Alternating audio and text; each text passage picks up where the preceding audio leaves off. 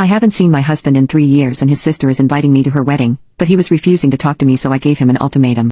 Like always, his assistant intercepted and told me my husband was away and if I had a message for him, I should send it through him. I ended up giving him an ultimatum of either meeting with me before the wedding or neither my son nor I would attend. I expected him to ignore it, but he reached out to me a few hours later and we arranged to meet a week later. The meeting went fine. It was very awkward at first, but I got out most of what I wanted to say. He agreed we couldn't keep doing things the way we were doing them, but claimed he had no use for a divorce, so if I wanted one, I should file. This annoyed me because he said he would file when we split, so we argued over it for a while. He ended up reluctantly agreeing to going to therapy so we could have a healthier co-parenting relationship, but we haven't started yet because of his schedule. He also agreed to handle all matters about our son personally instead of through his assistant from now on. He's managed to stick to this so far. He also spent a few hours with our son at my place, which would normally never happen. My son was happy, so even if it was a little awkward for us, it was worth it for him. The wedding was last week, and it was a beautiful event. I'm glad I went. My son was ecstatic the whole day. Even a week later he keeps saying it was his absolute favorite day. We did end up sitting next to each other and it was surprisingly nice. His family were on their best behavior and my mother-in-law/father-in-law apologized for how they treated me during the early days of our separation, which was unexpected but welcome. Things are obviously far from being fixed, but I think we can work towards a better co-parenting relationship for our son's sake.